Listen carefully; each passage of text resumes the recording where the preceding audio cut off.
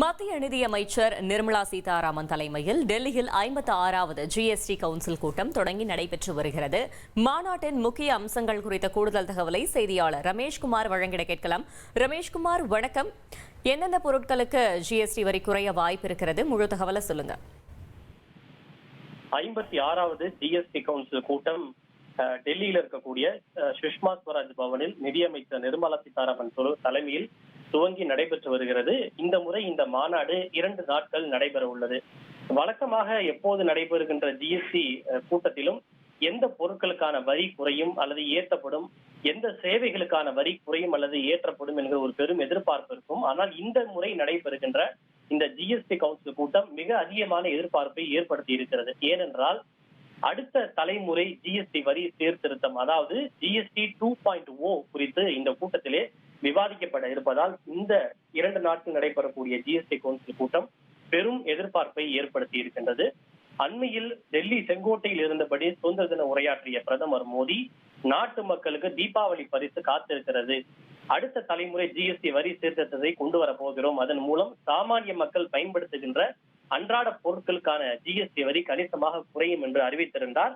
பிரதமருடைய அந்த அறிவிப்புக்கு செயல் வடிவம் கொடுப்பதுதான் இன்றைய ஜிஎஸ்டி கவுன்சிலுடைய முக்கிய அஜெண்டாவாக இருக்கிறது. அதாவது தற்போது ஜிஎஸ்டி பல்வேறு வரி விகிதங்களில் வசூலிக்கப்படுகிறது. 0%, அதே போல 5%, 12%, 18, 28 உள்ளிட்ட 5 விதமான ஸ்லாபுகளில் இருக்கிறது. இதில் அண்மையில் நடைபெற்ற ஜிஎஸ்டி வரி குறைப்புக்கான கூட்டத்தில் தற்போது நடைமுறையில் இருக்கின்ற 12 மற்றும் 28 ஆகிய வரி விகிதங்களை நீக்குவதற்கு மத்திய அரசு ஒரு பரிந்துரையை வழங்கியிருந்தது. அந்த பரிந்துரைக்கு அமைச்சர்கள் அடங்கிய குழு ஏற்றுக்கொண்டு ஒப்புதலை வழங்கி இருக்கிறது. அமைச்சர்கள் அடங்கிய குழு என்பது சில மாநிலங்களை சார்ந்த நிதி அமைச்சர்கள் அதில் உறுப்பினராக இருப்பார்கள். அந்த குழு ஏற்றுக்கொண்டு பரிந்துரையை வழங்கினால் ஜிஎஸ்டி கவுன்சிலில் அதற்கு இறுதி முடிவு எடுக்கப்படும். இந்த நிலையில் தான் இன்று நடைபெறக்கூடிய ஜிஎஸ்டி கவுன்சிலில் எல்லா மாநிலங்களை சார்ந்த நிதி அமைச்சர்களும் உறுப்பினராக இருப்பார்கள். மாநிலங்களுக்கு வீட்டோ அதிகாரம் இருக்கிறது. வீட்டோ அதிகாரம் என்றால் மத்திய ஒரு பரிந்துரை கொண்டு வரப்படுகிறது என்றால் அதை ஏற்றுக்கொள்ளலாமா வேண்டாமா என்று வாக்களிக்கக்கூடிய வீட்டோ அதிகாரம் இருக்கிறது. அந்த வகையில் தான் இந்த கூட்டம் பெரும் எதிர்பார்ப்பை ஏற்படுத்தி இருக்கிறது.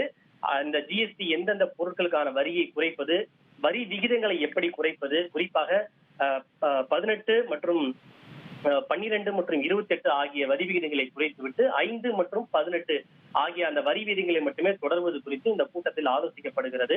குறிப்பாக சோப்பு முதல் கார் வரை சுமார் 175 பொருட்களுக்கான வரி குறைப்பு குறித்து இந்த கூட்டத்திலே ஆலோசிக்கப்பட இருக்கிறது. தீபாவளி பண்டிகைக்குள்ளாக இந்த புதிய ஜிஎஸ்டி